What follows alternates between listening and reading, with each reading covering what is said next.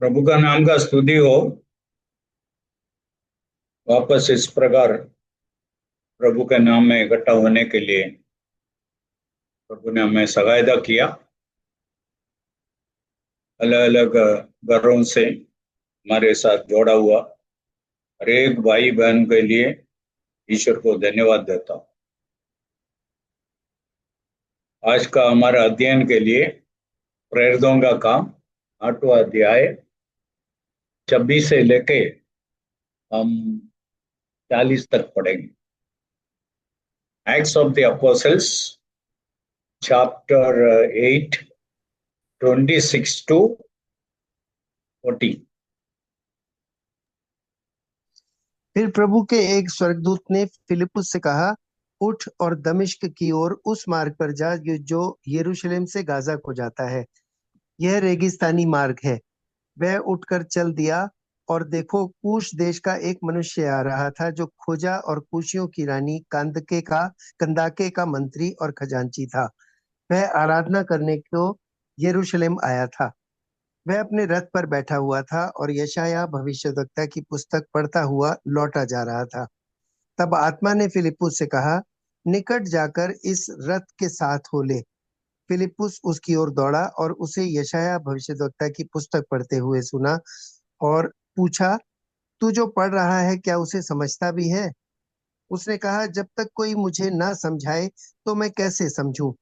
और उसने फिलिप्पुस से विनती की कि वह चढ़कर उसके पास बैठे, और पवित्र शास्त्र का जो अध्याय वह पढ़ रहा था वह यह था, वह भेड़ के समान वध होने को पहुंचाया गया, और जैसा मेमना अपने ऊन कतरने वालों के सामने चुपचाप रहता है, वैसे ही उसने भी अपना मुंह न खोला। उसकी दीनता में उसका न्याय नहीं होने पाया। उसके समय के लोगों का वर्णन कौन करेगा, क्योंकि पृथ्वी से उसका प्राण उठा लिया जाता है। इस पर खोजे ने फिलिप्पुस से पूछा, मैं तुझसे विनती करता हूँ, यह बता कि भविष्यद्वक्ता यह किसके विषय में कहता है, अपने या किसी दूसरे के विषय में? तब फिलिप्पुस ने अपना मुंह खोला और इसी शास्त्र से आरंभ करके उसे यीशु का सुसमाचार सुनाया। मार्ग में चलते चलते वे किसी जल की जगह में पहुंचे। तब खोजे ने कहा, देख, यहाँ जल है, अब मुझे बपतिस्मा लेने में क्या रोक है? फिलिप्पुस ने कहा, यदि तू सारे मन से विश्वास करता है तो ले सकता है। उसने उत्तर दिया, मैं विश्वास करता हूँ कि यीशु मसीह परमेश्वर का पुत्र है। तब उसने रथ खड़ा करने की आज्ञा दी और फिलिप्पुस और खोजा दोनों जल में उतर पड़े, और उसने खोजा को बपतिस्मा दिया। जब वे जल में से निकलकर ऊपर आए तो प्रभु का आत्मा फिलिप्पुस को उठा ले गया, और खोजे ने उसे फिर न देखा, और वह आनंद करता हुआ अपने मार्ग पर चला गया। फिलिप्पुस अशदोद में आ निकला, और जब तक कैसरिया में ना पहुंचा तब तक नगर नगर सुसमाचार सुनाता गया। Thank you. पिछले हफ्ता यही अध्याय से शमरिया में सुवार्ता कैसा पहुंचा इसके बारे में हम देखा। आज हम ऐसा बोल सकता है, सुवार्ता कैसा अफ्रीका में पहुंचा। सीधा ये सुवार्ता उसी जमाने में अफ्रीका में एक व्यक्ति ईश्वर को ढूंढने के कारण, ईश्वर का खोजी होने के कारण, अद्भुत रीति में ईश्वर उनको यीशु का सुवार्ता सुनने के लिए मौका बनाया।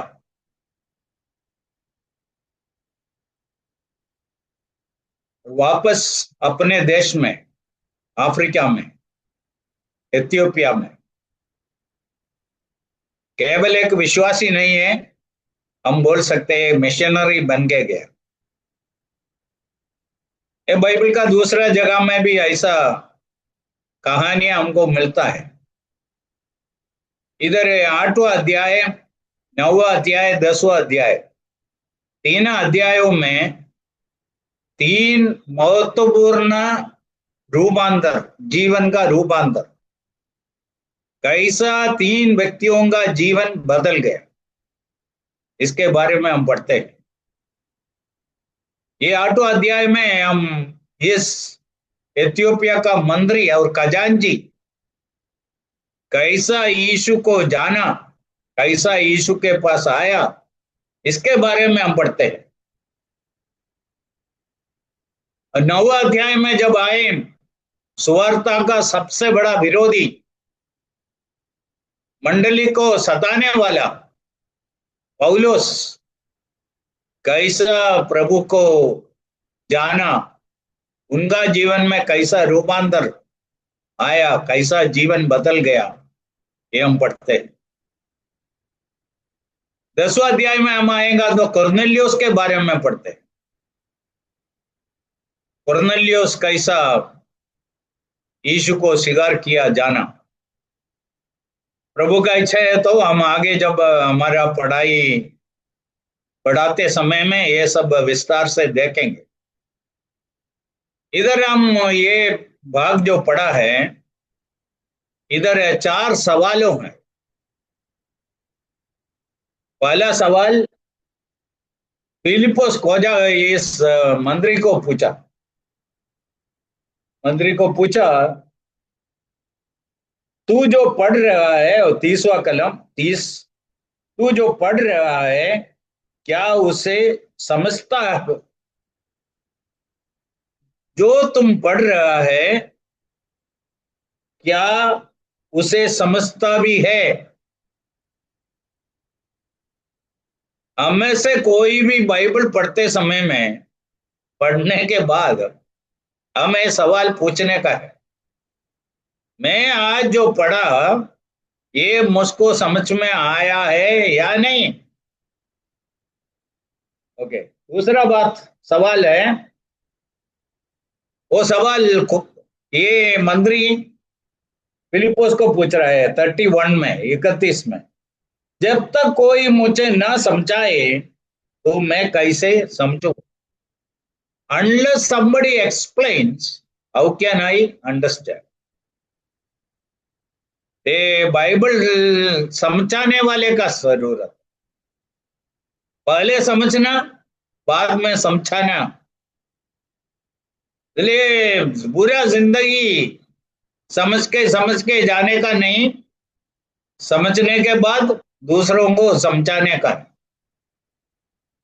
छोटा छोटा बाइबल टीचर्स बनना है। सब कुछ लोगों को शुरुआत में समझ में नहीं आएगा, वो जो जानकारी पाया है उन लोग समझाने का है, वो जिम्मेदारी भी हम लेना है। पहला हम जो पढ़ते हैं हम खुद समझने का, समझा नहीं है तो समझाने वाले के पास जाना है।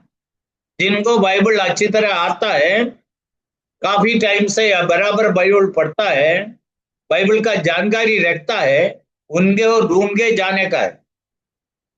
मैं प्रभु को धन्यवाद देता हूं, मेरा आत्मी जीवन का शुरुआत में मैं ऐसा बाइबल पढ़ते समय में इतना सवालों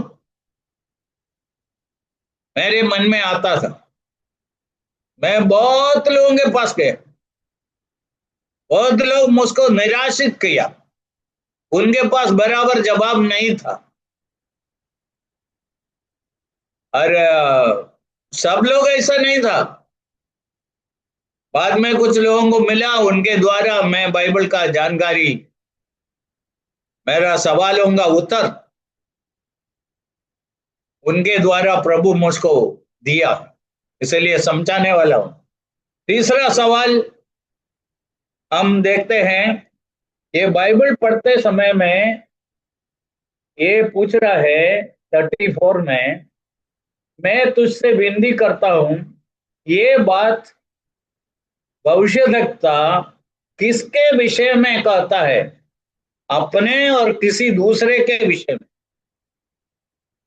ये जो पढ़ रहा था, भविष्यद्वक्ता जो बोलते हुए बातें उनके बारे में है और दूसरे किसी के बारे में, वो जानना चाहता। आखिरी उनका सवाल है 36 में, देखो यहाँ जल है, अब मुझे बपतिस्मा लेने में क्या रोक है? Here is water, what hinders me to be baptized? So these questions are very important. यदि समय मिलेगा तो हम इसको और थोड़ा विस्तार से वर्णन करेंगे। भी पहला बात मैं इधर से बोलना चाहता हूं, परमेश्वर को ढूंढने वाला एक मनुष्य, एक व्यक्ति ईश्वर को ढूंढा।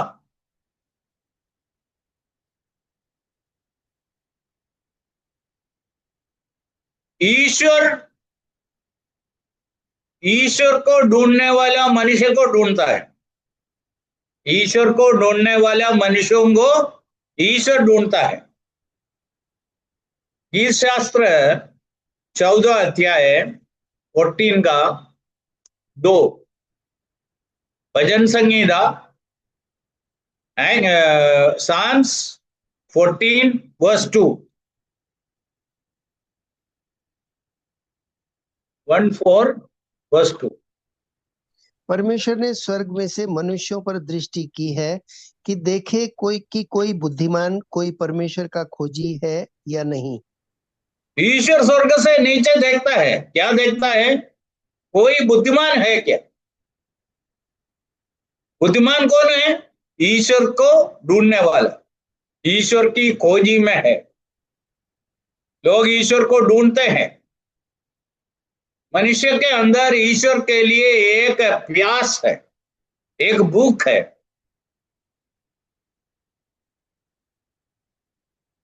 गीत शास्त्र 42 में 42 में हम ऐसा पढ़ते हैं, हिरण पानी के लिए जैसा तड़पते हैं वैसा मेरा आत्मा तेरे लिए प्यासा है। मनुष्य के अंदर ऐसा एक प्यास है। और डॉक्टर बिलीग्राम ऐसा बोला, मनुष्य के अंदर ऐसा एक खाली जगह है, ईश्वर ही पूरा कर सकता है। आप उधर दूसरा कुछ डालेगा तो उधर फिट नहीं होगा। ईश्वर के लिए एक जगह है। चलिए नया नियम में हम पढ़ते हैं, हमारा शरीर पवित्र आत्मा का मंदिर है। ईश्वर हमारे आत्मा में जीना चाहते हैं। ईश्वर कोई चर्च में नहीं बैठा है, मंदिर में नहीं बैठा है। कोई भी ऐसा धार्मिक जगह में ईश्वर बैठा नहीं। ईश्वर कहाँ बैठना चाहते हैं? हमारे हृदय में बैठना चाहते हैं। पौलुस एथेंस में संदेश देते समय में उधर का लोगों को बताया, मनुष्यों के हाथों से बनाया हुआ मंदिरों में ईश्वर वास नहीं करता है। और कौन सा मंदिर में ईश्वर रहता है? ईश्वर का हाथों से बनाया हुआ मंदिर, वो हमारा शरीर है। हमारे अंदर वास करना चाहते, इसलिए अंदर से ईश्वर के लिए एक भूख मनुष्यों का है। इस मंत्री बड़ा स्थान मान, बहुत धन, क्योंकि वो खजांची था।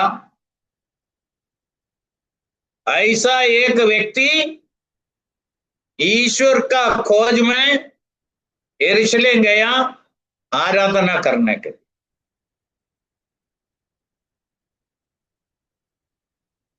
जो ईश्वर को सच्चे दिल से ढूंढते हैं उनको ईश्वर ढूंढने वाला है, पहला बात। दूसरा बात है,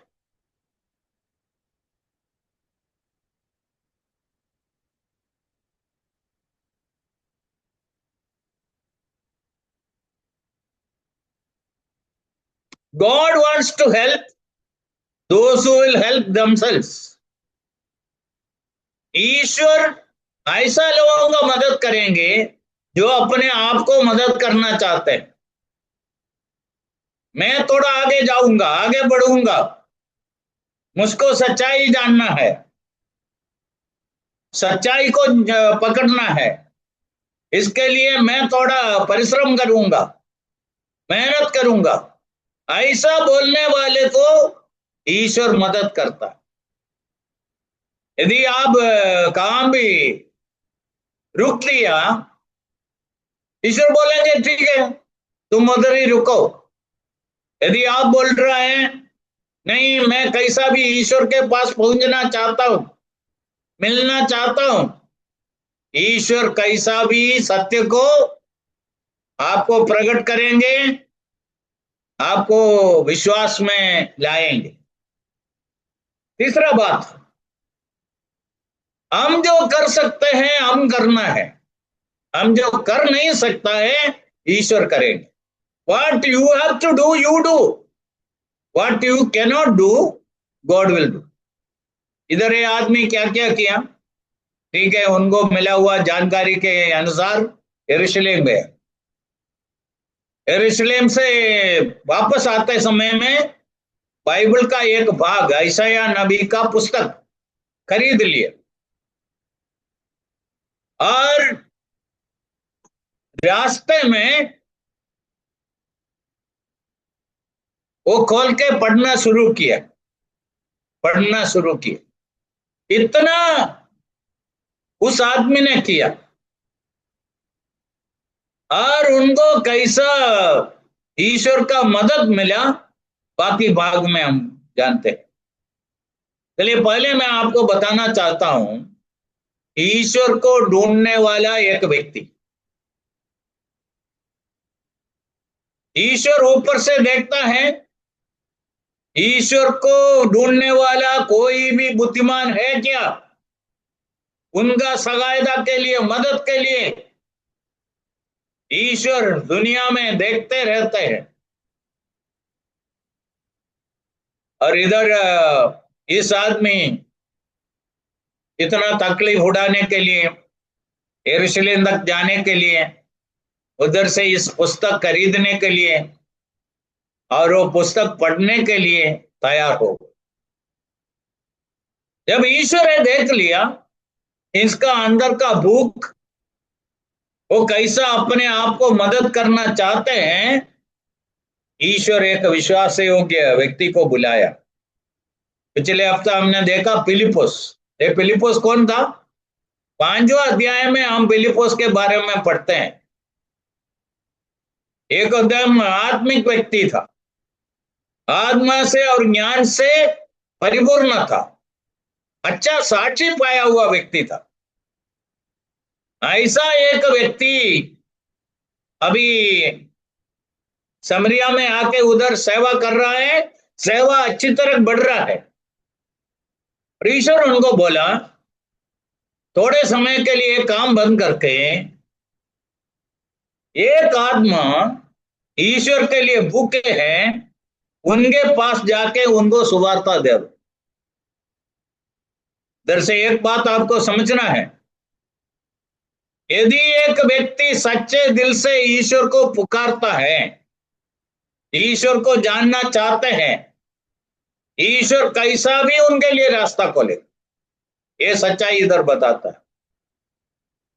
और फिलिप्पुस को बुलाया और इधर हम क्या देखते हैं, फिलिप्पुस उनको मिलने के लिए निकला, दौड़ के जा रहा था, आराम से जाके मिलेंगे ऐसा नहीं सोचा। ये अपना रथ में बैठ के जा रहा है, ये दौड़ के गया, दौड़ के गया और नजदीक जब पहुंचा उन्होंने सुन लिया ये कौन सा पुस्तक से पढ़ रहा है,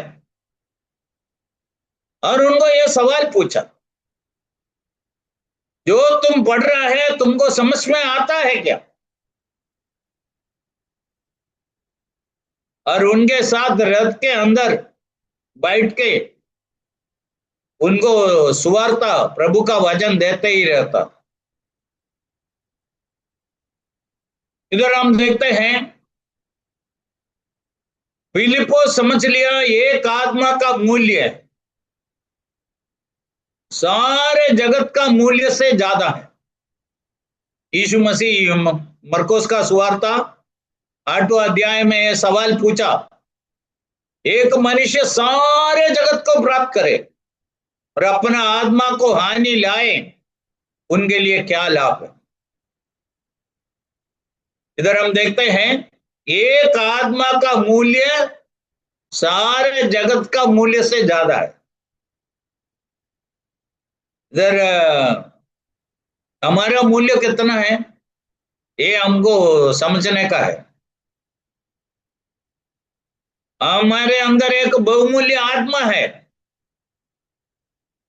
वो आत्मा का मूल्य बहुत ज्यादा है। ये खोजा, समझ लिया, इसलिए इतना दूर दौड़ के जाने के लिए और उनके पास पहुंच के उनको मिलके उनको प्रभु का वचन अच्छी तरह समझाने के लिए तैयार हो। इधर एक बात है, हम सुवार्ता प्रचार करते समय में हमको एक बात अच्छी तरह मन में होना, यदि ये व्यक्ति सुवार्ता स्वीकार किया, सारे जगत को प्राप्त करने से बड़ा एक काम हो गया। एक एक व्यक्ति जब प्रभु को स्वीकार करते हैं, हमको यह समझना है ये केवल एक मनुष्य ऐसा नहीं है, इसके अंदर जो आत्मा है बहुमूल्य आत्मा है। इसलिए खोजा इधर फिलिप्पुस इधर दौड़ के गया, प्रभु का वचन उनको समझाया। उधर एक मुख्य बात है 35 में लिखा है, फिलिप्पुस ने अपना मुंह खोला, ऋषि शास्त्र से आरंभ करके उसे यीशु का सुसमाचार सुनाया।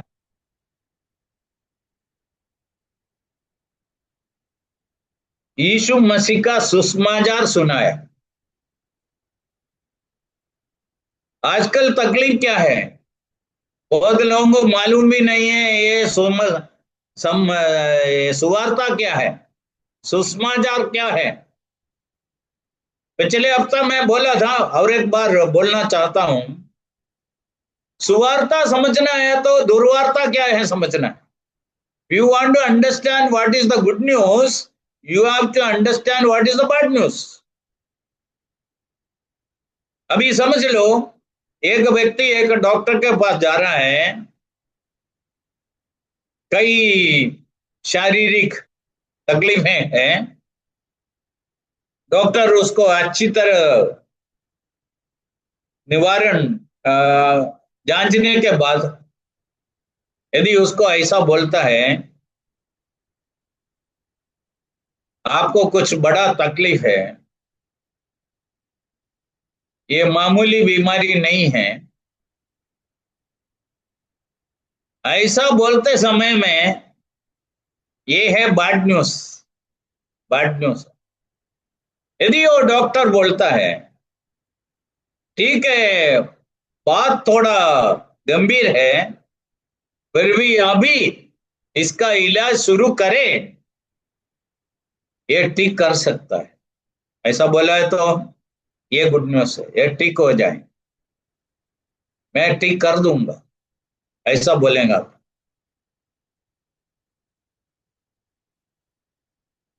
बहुत भूखे लोग बैठा है, यदि उनको देख के कोई बोलता है कुछ खाना नहीं है, खाना खत्म हो गया, ये बैड न्यूज है।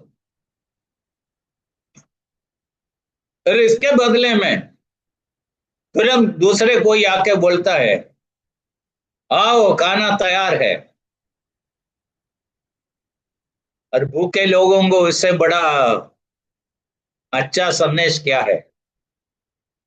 पापी मनुष्य को देखे ईश्वर बोलता है हर एक पापी मनुष्य को इसको योग्य सजा मिलेगा, पाप का मस्तूरी मरण है, आनंद काल का नाश में मनुष्यों को पाप के साथ जाना पड़ेगा, ये दुर्वार्ता है, ये बाइबल बताता है। कोई भी पापी प्रभु के हाथ से बचेगा नहीं। हर एक मनुष्य को उनका कामों के अनुसार बदला देने के लिए ईश्वर आ रहा है, यीशु आ रहा है। ये सब अच्छा संदेश नहीं है, अच्छा वार्ता नहीं है। पापी मनुष्यों को उनका पाप के अनुसार एक दिन पवित्र ईश्वर के सामने खड़े होके उसका दंड भोगना पड़ेगा। फिर सुसमाचार क्या है, अच्छा वार्ता क्या है? यीशु 2000 साल पहले आके हमारा पाप का निवारण के लिए अपने आप को बलिदान किया। यीशु हमारे लिए मरा, यीशु पुनरुत्थान पाके जीवित है। यदि एक मनुष्य आज यीशु के पास आके अपना पापों को कबूल करके यीशु को तारणहार तरीके, मुक्तिदाता तरीके, प्रभु तरीके स्वीकार करने के लिए तैयार है, उसको पाप का क्षमा पा सकता। ये है बाइबल का सुवार्ता। यदि हम ये सुवार्ता देने के बदले में दूसरा कुछ भी दुनिया में दे दो, दुनिया को दे दो, वो उसका आत्मा का उद्धार के लिए पर्याप्त नहीं है। इसलिए लोगों को पाप से बचाना है, नाश से बचाना है। ये है सुवार्ता। यीशु आया, यीशु बचाने वाला है, यीशु पाप का क्षमा दे सकता है। यीशु के पास आओ, ये है सुवार्ता। फिलिप्पुस उनको जाके तना दूर दौड़ के गया, क्या के लिए गया? उनको यीशु के बारे में समझाने के लिए। और हम इधर दूसरा बात इधर पढ़ते हैं,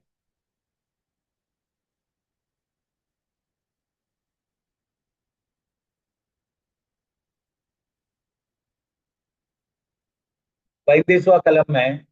तो फिलिप्पुस ने अपना मुंह खोला और इसी शास्त्र से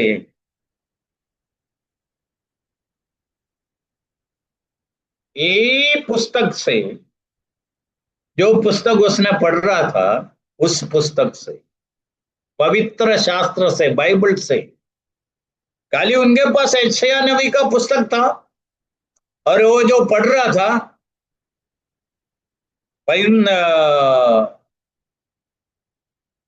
53 अध्याय पढ़ रहा था, 53 पढ़ रहा था। उधर यीशु मसीह का जन्म के बारे में, जीवन के बारे में, उसका मरण के बारे में, दुख उठाने के बारे में और उसका पुनरुत्थान के बारे में सब लिखा है। कब लिखा? यीशु का जन्म से 800 साल पहले लिखा है। ये खोजा, ये पढ़ रहा था। और आप समझना है, बाइबल में 2 अध्याय है पुराना नियम में। एक दाऊद 10,000 साल पहले, यीशु का जन्म से 10,000 साल पहले, गीत शास्त्र 22 पूरा यीशु मसीह के बारे में। इधर 800 साल पहले, यीशु का जन्म से 800 साल पहले यशायाह नबी लिख रहा है, यीशु का पूरा जीवन के बारे में लिख रहा है। यीशु मनुष्यों का पाप के लिए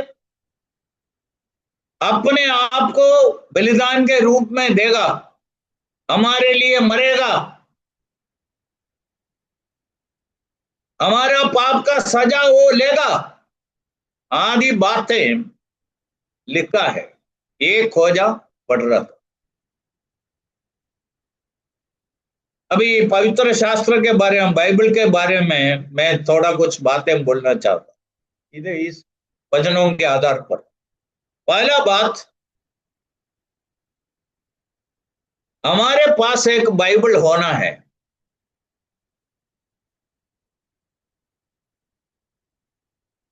हम सब है ना, हमारे घर में सबके लिए अलग अलग बर्तन है, उस बर्तनों में हम खाते हैं। इसी प्रकार सबको अपना एक बाइबल होना, पहला बात। दूसरा, जैसा ये खोजा किया बाइबल पढ़ने के लिए, बाइबल पढ़ने के लिए। बहुत लोगों के पास बाइबल है, पढ़ता नहीं। पढ़ने का है, जानने का है, इस पुस्तक सच में क्या बोल रहा है, हमको बार बार पढ़ने का है। तीसरा बात, इस पुस्तक समझने का है, खाली पढ़ के छोड़ने का नहीं। जैसा हम सुबह है ना पेपर पढ़ता है वैसा नहीं होना है, इसके ऊपर मनन करना है, इसको याद करना है। ये समझने के लिए है। आजकल वर्तमान में लोगों का तकलीफ क्या है? बाइबल है, पढ़ता नहीं, पढ़ता है समझता नहीं। बहुत लोग क्यों नहीं समझते हैं? समझाने वाला नहीं है। इसलिए 14 बात है, समझाने वाले का जरूरत है। वचन सुनना समझना एक बात है और समझाने वाला बनना अलग बात है। समझाते समय में बहुत भय के साथ समझाने का। मैं बार बार एक बात प्रार्थना करता हूं, प्रभु आपका वचन ऐसा ही मैं बोलना चाहता हूं, इसके साथ कुछ जोड़ना नहीं चाहता हूं, इसमें से कुछ निकालना नहीं चाहता हूं। जैसा बाइबल कहते हैं वैसा ही बोलना चाहता हूं। लोगों को अच्छा लगे ना लगे, मैं करने के लिए तैयार हूं। हमें से हर एक ऐसा होना है, बराबर समझने का है और बराबर समझने के बाद दूसरों को समझाने का है। कल प्रभु आपको समझाने वाला बनाएंगे। कैसा बनाएंगे? कुछ लोगों को आपके पास पहुंच जाएंगे, उन लोग आपको पूछेंगे इसका अर्थ क्या, ये क्या बता रहा है, तब आपको समझाना पड़ेगा। ओके, समझाने के बाद यीशु के बारे में लोगों को बराबर समझाने का। यीशु बाइबल का मुख्य विषय है। यीशु को बाइबल से निकाला है तो बाइबल दूसरा एक पुस्तक के जैसा हो जाएंगे। इस पुस्तक के अंदर एक उद्धार करता है, एक बचाने वाला है। एक व्यक्ति बाइबल पढ़ने के द्वारा आखिर में इस उद्धारकर्ता को स्वीकार नहीं किया, इस उद्धारकर्ता को बराबर पहचाना नहीं है, इसका अर्थ यह है वो बराबर पढ़ता नहीं।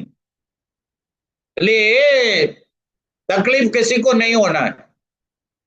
और आज सुनने वालों को मैं ये पूछना चाहता हूं, आप सच में प्रभु यीशु को उद्धारकर्ता के रूप में स्वीकार किया है या नहीं? बाइबल आपको बताता है आपके लिए एक उद्धारकर्ता आया, ये उद्धार का रास्ता बनाया। पापी को जो सजा मिलना था वो खुद अपने ऊपर लेके आज हमें उस सजा से बचाना चाहते हैं। ये है बाइबल का उद्धार करता यीशु मसीह। ये सबका उद्धार करता है। हम बाइबल में पढ़ते हैं जगत का उद्धार करता है। ये क्रिश्चियन का भगवान नहीं है, यीशु सारे जगत का उद्धार करता है। मैं थोड़े समय पहले पूछा, यीशु जब इधर आया 33 साल इधर रहते समय में उनका शुरुआत में उनका सेवा जब शुरू किया, इस जगत में कितने क्रिश्चियन लोग थे? जब सेवा शुरू किया कोई क्रिश्चियन नहीं था। आज जितने क्रिश्चियन है एक जाति से, भाषा से, वंश से, गोत्र से आए हुए लोग और उनके संतानों हैं। ये क्रिश्चियन लोग बराबर समझने का है। हम अलग अलग भाषा से, वंश से, गोत्र से आए हुए लोग हैं। क्यों आया? हम समझ लिया एक दिन यीशु जगत का उद्धार करता है, हर एक मनुष्य का उद्धार करता है, यीशु के सिवाय दूसरा उद्धार करता नहीं है। ये समझने के कारण चलिए बाइबल पढ़ते समय में हमको ये उद्धार करता कौन है बराबर पहचानना, और पहचानना इतना नहीं, उनको हमारे जीवन में हमारा उद्धार करता और प्रभु के रूप में स्वीकार करना, तब हम उद्धार पाते हैं। ये लोगों को पूछे उद्धार पाया है, बहुत लोगों को मालूम नहीं है। वो यदि बोलता है उद्धार पाया, कब पाया, उसका उत्तर बहुत अजीब है। इसलिए उद्धार एक दिन मैं समझ लिया मैं पापी हूं, मुझको एक दिन पाप का सजा जरूर पाना पड़ेगा, वो अनंत काल का नाश है। और यीशु उद्धार करने के लिए तैयार है, यीशु हमें बचाने के लिए तैयार है। और उस दिन मैं प्रभु को बोला मैं बचना चाहता हूं, मैं नाश में जाना नहीं चाहता हूं, मैं पाप को छोड़ने के लिए तैयार हूं। आज से मेरा जीवन तुम्हारे हाथों में देना चाहता हूं। आज से तुम मेरा प्रभु और उद्धार करता। इतना सिंपल है, इतना सिंपल। इसलिए बाइबल का जरूरत, बाइबल का अनिवार्यता, बाइबल पढ़ने से क्या फायदा, बाइबल समझने से क्या फायदा, समझाने से क्या फायदा, समझाते समय में क्या समझाने का है, ये हम देखते हैं। आखिरी बातें हैं ये खोजा, ये मंगरी फिलिप्पुस को पूछ रहा है इधर पानी है, मुझको बपतिस्मा लेने के लिए क्या रोक है, मैं क्यों बपतिस्मा ले नहीं सकता हूं, ऐसा पूछ रहा है। और इधर हम पढ़ते हैं फिलिप्पुस उनको उत्तर दिया, 36 में सवाल पूछा, देख हाँ पानी है, अब मुझे बपतिस्मा लेने में क्या रोक है। उत्तर 37, यदि तू सारे मन से विश्वास करता है तो हो सकता है। इसको थोड़ा समझ के पढ़ो। यदि पूरा मन से विश्वास नहीं करता है ये नहीं कर सकता। बपतिस्मा लेने वाले का योग्यता इधर हमको मिलता है, क्या है? पूरे मन से विश्वास करना। लिए एक बच्चा हो, बड़ा हो, कोई भी हो, यदि पूरे मन से विश्वास नहीं किया, यदि खुद कबूल नहीं कर सकता है मैं इस यीशु को मेरा तारनार तरीके स्वीकार किया, यीशु ही बचाने वाला है, वो मेरा बचाने वाला है, ऐसा बोल नहीं सकता है, उसको बपतिस्मा के साथ तो कुछ लेना देना नहीं। इधर 4 सवालों का उत्तर हमको इधर मिलता है। बपतिस्मा कौन लेना है, कब लेना है, कैसा लेना है, ऐसा सवालों का उत्तर है। When baptism, where baptism, who can take baptism, how baptism, कैसा baptism, ये 4 सवाल इधर का उत्तर हमको मिलता है इधर। ले अभी मैं जो बोलने वाला बातें ध्यान से सुनो। बपतिस्मा पाप का क्षमा के लिए नहीं, पाप का क्षमा पाए हुओं के लिए। आपको लिखे रखना है तो लिखे रखो। बपतिस्मा पाप का क्षमा के लिए नहीं, पाप का क्षमा पाए हुओं के लिए। स्वर्ग जाने के लिए नहीं, स्वर्ग जाने वालों के लिए। ईश्वर का एक बेटा और बेटी बनने के लिए नहीं, जो ईश्वर का बेटा बेटी बन गया उनके लिए, उद्धार पाने के लिए नहीं, उद्धार पाए होंगे। इसका फर्क यदि आपको समझ में नहीं आया, जैसा लोग गड़बड़ी करते हैं आपको भी करना पड़ेगा। चलिए समझना, बपतिस्मा कब लेना है, कौन लेना है, कैसा लेना है, ये सब बाइबल अच्छी तरह हमें सिखाते हैं। बपतिस्मा किसी को क्रिश्चियन नहीं बनाए, किसी को स्वर्ग में नहीं लेके जाए। मैं एक बार इधर बोला हुआ बातें बोलना चाहता हूं। स्वर्ग में बपतिस्मा नहीं लिया हुआ बहुत लोगों को मिल सकता है। उसमें पहला व्यक्ति होगा क्रूस का चोर।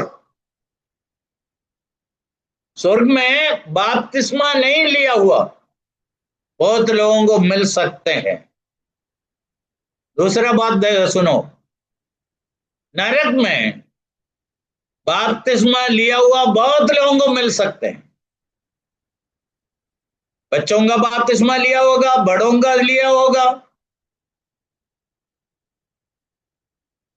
बपतिस्मा किसी को बचाने वाला नहीं। बपतिस्मा बच गए हुए लोगों के लिए, उद्धार पाए हुए लोगों के लिए, उद्धार पाने के बाद है, अपना विश्वास को कबूल करने के बाद है। ये है बपतिस्मा, ये इधर बताता है। चलिए खोजा पूछा, इधर पानी है, कैसा उनको मालूम हो गया बपतिस्मा के बारे में? ऐसा समझाते समय में, यीशु के बारे में उनको बताते समय में उनको बता दिया यीशु आखिरी में क्या आज्ञा देके गया, सारे जगत में जाओ, सबको मेरा शिष्य बनाओ, उनको पिता पुत्र पवित्र आत्मा के नाम में बपतिस्मा दे दो। ये आज्ञा दिया, इसलिए हम प्रचार कर रहे हैं। चलिए उनको बपतिस्मा के बारे में जानकारी मिला, इसलिए पूछा। और आखिरी बात, पांचवा बात इधर है, खोजा बहुत आनंद के साथ अपने देश चला गया।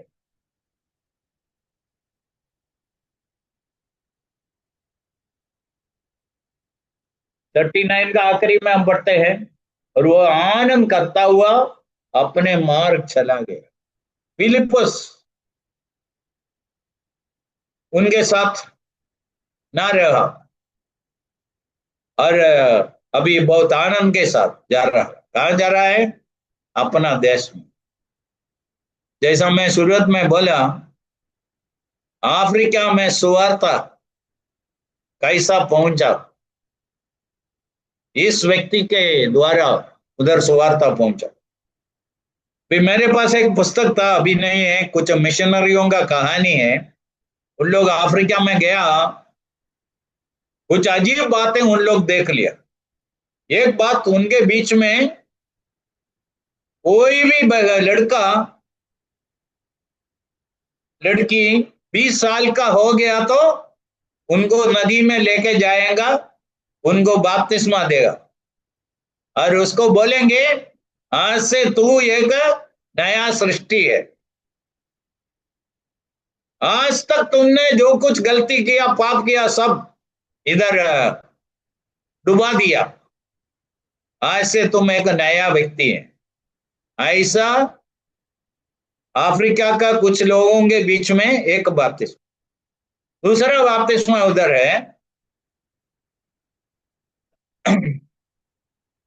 fallen leaves from African jungle, that is the title of that book, fallen leaves of African jungle। और दूसरा बात यह है,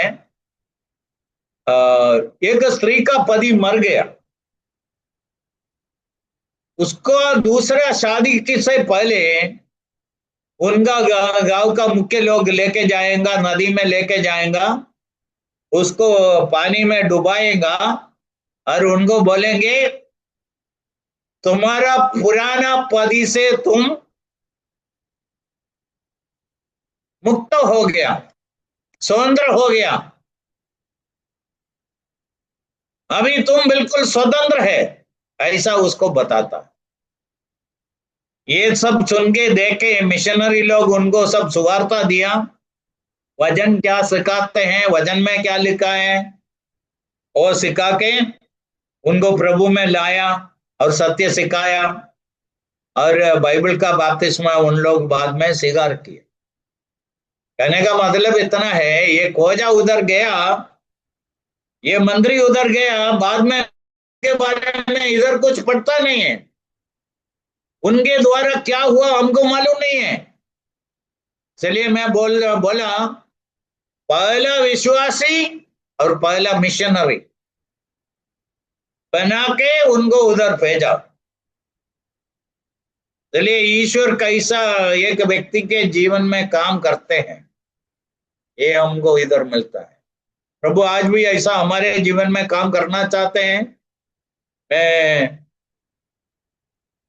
ऐसा बोलना चाहता हूं, ईश्वर को ढूंढने वालों का जरूरत है। ऐसे लोगों को ईश्वर ढूंढते हैं। ये एक आत्मा को मिलने के लिए, इतना तकलीफ उड़ाने के लिए तैयार था फिलिपुस। एक आत्मा का मूल्य समझ के। तीसरा बात, पवित्र शास्त्र बाइबल लोगों को सुनाना है, समझाना है, उसका अर्थ बता के देना है। सब बातों से बढ़कर पवित्र शास्त्र बाइबल से जगत का एक ही उद्धार करता यीशु को दिखाना। 14 बात है विश्वास को कबूल करके बपतिस्मा लेने के लिए तैयार हो। 5वां बात, यरूशलेम में केवल आराधना करने के लिए गया था, ये वापस जाते समय में जीवन पूरा परिवर्तित हो गया, यीशु को मिला और अभी जा रहा है अपने देश। एक ईश्वर का बालक बन गए, एक विश्वासी बन गए, साथ साथ पहला मिशनरी बन गए गया। प्रभु का नाम का स्तुति हो। प्रभु का इच्छा है तो बाकी हम अगले हफ्ता देखेंगे। प्रभु का नाम का महिमा।